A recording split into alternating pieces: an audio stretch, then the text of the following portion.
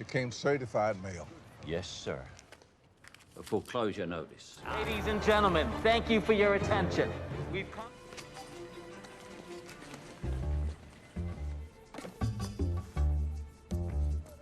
See, there's a double coupon in the flyer. Costs about the same as thighs, but What's going on in the world anymore? Let's mingle. Give me everything you got. Ladies and gentlemen.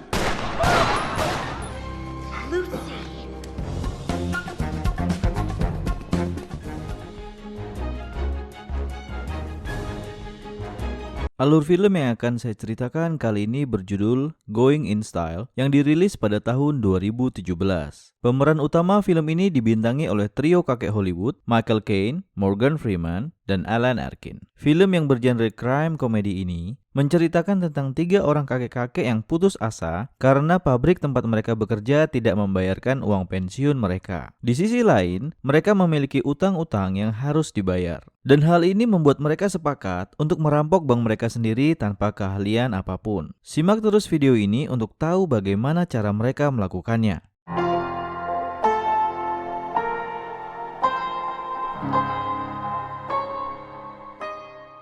Di awal film terlihat Joe sedang mendatangi sebuah bank bernama Williamsburg Savings Bank. Di bank ini, Joe menemui manajer bank bernama Chuck Lofton dengan membawa surat sita dari bank. Singkat cerita, bank akan mengambil rumah Joe jika dia tidak membayar pinjaman bank selama beberapa bulan, yang jaminannya adalah rumahnya sendiri. Joe belum sanggup membayar karena perusahaan tempatnya bekerja belum membayar uang pensiunnya. Joe meminta pengertian Chuck karena dia harus memberikan tempat tinggal untuk anak dan cucunya. Tapi sia-sia. Ketika Joe sedang bernegosiasi dengan Chuck, tiba-tiba datang 3 orang bertopeng dan bersenjata yang hendak merampok bank itu. Mereka mengambil semua uang dari para kasir bank. Pemimpin perampok menghampiri Joe dan Chuck. Joe menawarkan untuk memberikan surat sita bank karena hanya itu yang dia punya. Melihat hal itu, si ketua perampok bersimpati kepada Joe dan merampok Chuck karena dia sudah menipu uang nasabah serta akan mengambil rumahnya. Tanpa disengaja, Joe memperhatikan tato yang ada di leher si perampok itu. Dan hal ini menjadi petunjuk yang dia berikan ke FBI untuk dapat mencari para pelakunya. Joe merenung sesaat dan tiba-tiba dia justru tersenyum kecil atas kejadian ini. I can't lose my house. And we are required to disclose that possibility. Ladies and gentlemen, thank you for your attention. I'm sorry, you're a casualty of a corrupt system. You could have this. It's not much, but it's all yours. It is a culture's duty to take care of its elderly. You could have this. Joe sedang berkumpul dengan 2 sahabatnya, Willie dan Albert, di sebuah taman, membicarakan tentang perampokan di Bank Williamsburg yang berhasil membawa uang 1,6 juta dolar atau sekitar 22 miliar rupiah. Dan mereka juga membicarakan tentang surat undangan dari pabrik tempat mereka bekerja untuk membicarakan uang pensiun. Salah satu perwakilan tempat mereka bekerja menyampaikan bahwa pabrik akan dipindahkan ke Vietnam dan juga tidak akan membayarkan uang pensiun para pekerja. Hal ini membuat Joe, Willie, dan Albert frustasi. I need my pension money. Oh, tell me about it. Did you get one of these? Became certified mail. Due respect, Donald. 30 years of hard work. The pension fund is being dissolved.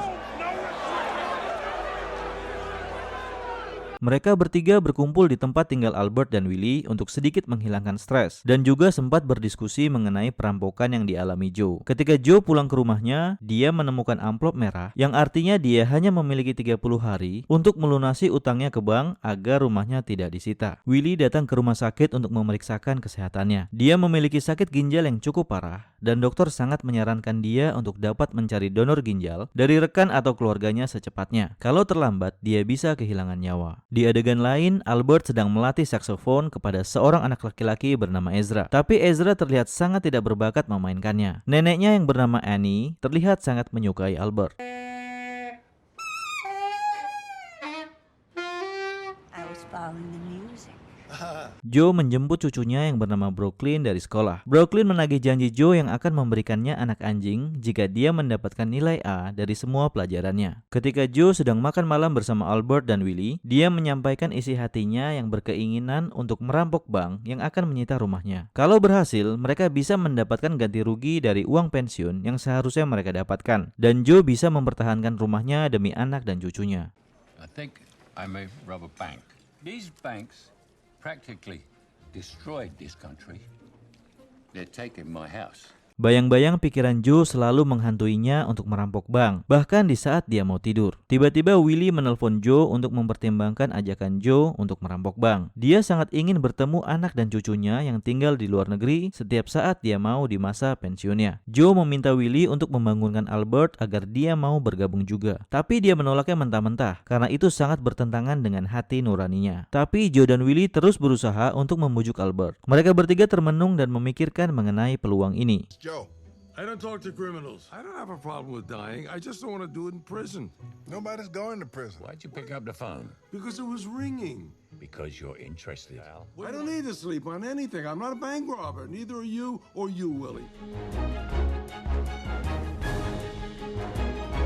Joe dan Willie sepakat untuk berlatih menjadi perampok dengan cara mencuri di sebuah supermarket, sementara mereka meminta Albert untuk standby di mobil. Albert tidak tahu rencana mereka berdua. Karena penasaran, maka dia menyusul mereka masuk ke dalam supermarket. Joe dan Willie mencoba untuk mencuri barang-barang di supermarket dengan memasukkan semuanya ke dalam pakaian mereka. Tapi karena mereka bukan orang yang profesional, Joe dan Willie pun akhirnya tertangkap meskipun mereka sempat melarikan diri. Bahkan Albert yang tidak melakukan apa-apa pun juga ikut ditangkap karena dianggap gerakannya mencurigakan. Mereka pun diinterogasi oleh Keith yang merupakan manajer bagian gudang. Keith memutuskan untuk melepaskan mereka bertiga. Albert sangat marah kepada Joe dan Willie. Gimana mau merampok bank kalau mencuri di supermarket saja tertangkap dengan mudah? Maka Joe berpikir lagi kalau mereka membutuhkan bantuan seorang profesional dalam bidang kejahatan.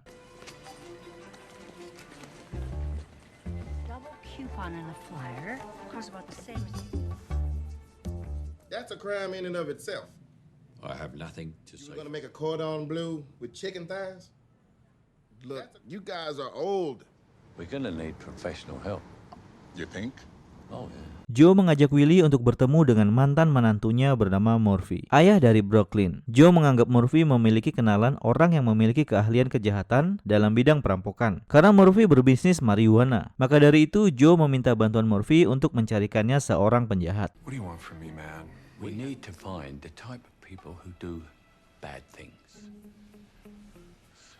What makes you think that I would know people like that? Trio kakek pun berkumpul di resto tempat mereka biasa berkunjung. Willie mendapatkan informasi dari koran kalau aset pabrik tempat mereka bekerja akan diambil alih oleh Williamsburg Savings Bank karena ketidaksanggupan membayar pinjaman, yang merupakan bank yang akan menyita rumah Joe. Dan bank itu pun adalah bank di mana Willie dan Albert menyimpan uangnya. Mendengar hal itu, Albert terlihat marah karena dia menganggap bahwa bank itu sudah mengambil uang pensiunnya. Hal ini membuatnya langsung setuju untuk bergabung merampok bank itu dengan Joe dan Willie.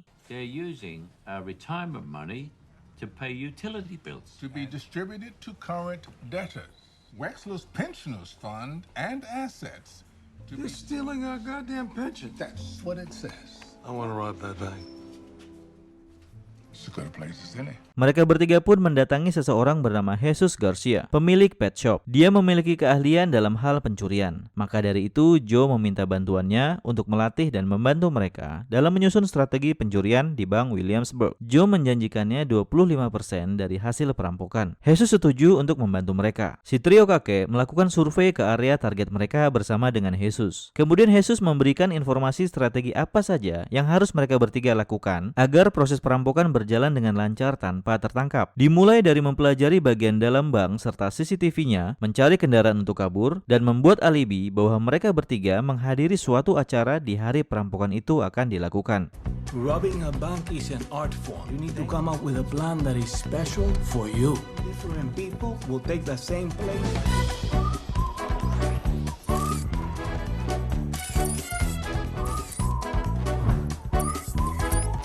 Hari H pun tiba. Joe, Willie, dan Albert memulai aksinya dari dengan menjadi panitia di acara karnaval penggalangan dana untuk anak-anak. Mereka bertiga berjaga di pos mereka masing-masing untuk membuat seolah-olah mereka terlihat berada di tempat itu pada hari terjadinya perampokan di Bank Williamsburg. Dan dengan perlahan, mereka menghilang secara diam-diam untuk menjalankan misi utamanya.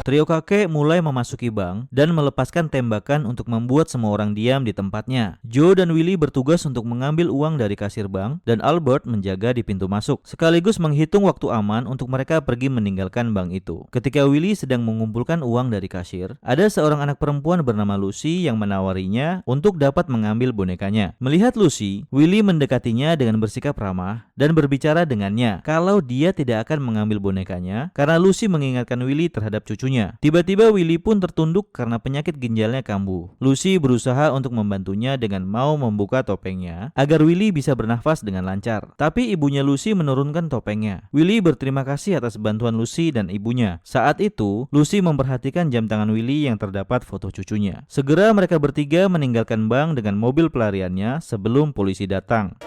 You can have her, mister. 20 seconds. You know, when my granddaughter was your age, she had one just like it.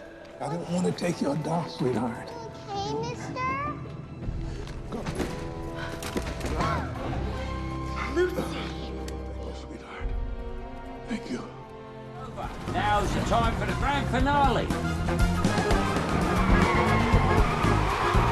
Di malam harinya, mereka makan malam bersama untuk sedikit merayakan keberhasilan mereka di hari itu. Ketika mereka jalan pulang, tiba-tiba Willie terjatuh dan segera dilarikan ke rumah sakit. Dokter menginformasikan ke Joe dan Albert kalau Willie memiliki gagal ginjal akut dan sesegera mungkin membutuhkan donor ginjal agar nyawanya bisa diselamatkan. FBI menyebarkan video rekaman ketika perampokan terjadi di Bank Williamsburg dengan harapan ada informasi yang bisa didapatkan dari video itu. Kate, si manajer gudang tempat Joe dan Willie mencuri, menghubungi FBI bahwa dia memiliki video yang gerak-gerik pelakunya mirip dengan Albert. Secara otomatis, Joe dan Willie pun menjadi tersangka. FBI segera mengirim tim untuk menginterogasi mereka bertiga. Agent Hammer memulai dengan menginterogasi Joe dan Albert, bertanya apa yang dia lakukan di hari terjadinya perampokan itu. Mereka berdua menjelaskan dengan rinci bahwa mereka menghabiskan waktunya di tempat karnaval. Begitu juga dengan Willie. Mereka memiliki alibi yang kuat karena mereka memiliki saksi yang dapat memastikan bahwa mereka berada di tempat karnaval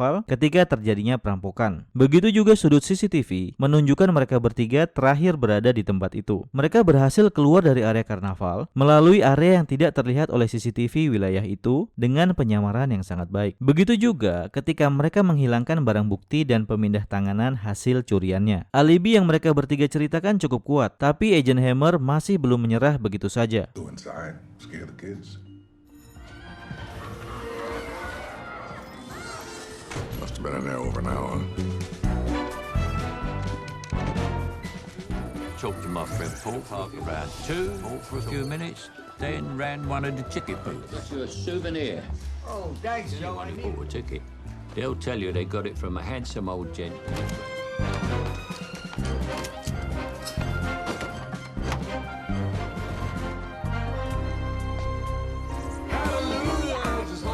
Altogether, it was a lovely day at the carnival.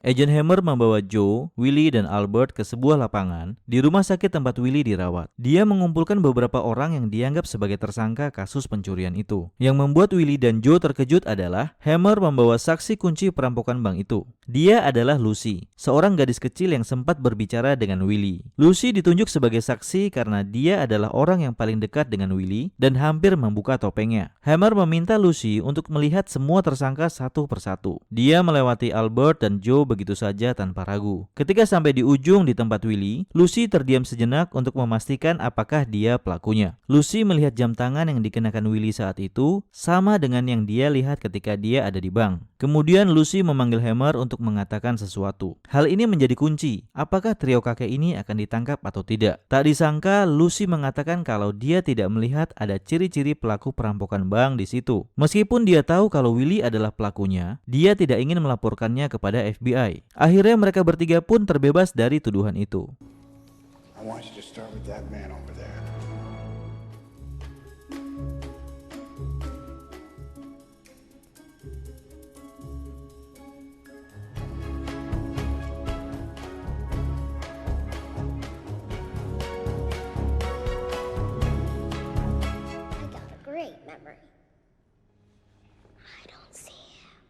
Joe dan Jesus bertemu di resto tempat Joe biasa berkumpul dengan Willie dan Albert. Di sana Jesus membawa sebuah kandang anjing yang berisikan anak anjing sebagai hadiah untuk Brooklyn dan juga membawa uang hasil rampokan. Kemudian Joe memastikan apakah Jesus sudah mengambil bagiannya atau belum. Jesus menyampaikan bahwa dia tidak akan mengambil sepeser pun dari Joe. Kalimat yang diucapkan Jesus mengingatkan Joe kepada ucapan perampok bank Williamsburg ketika dia menjadi korbannya. Sepintas Joe menyadari bahwa Jesus adalah ketua dari perampok bank itu, dan dia juga menyadari kalau ternyata tato yang ada di lehernya adalah palsu, sehingga tidak pernah ditemukan oleh FBI. Tiba-tiba Agent Hammer datang juga ke tempat itu untuk mengembalikan barang Joe yang tertinggal di tempat investigasi. Dia penasaran dengan kandang yang dibawa oleh Jesus dan mencoba untuk melihatnya. Joe dan Jesus panik dadakan karena di dalamnya tidak hanya terdapat anak anjing, tapi juga uang hasil rampokan. Ketika Hammer mau memegang anjing itu, jarinya digigit dan itu membuatnya tidak jadi membuka kandang itu.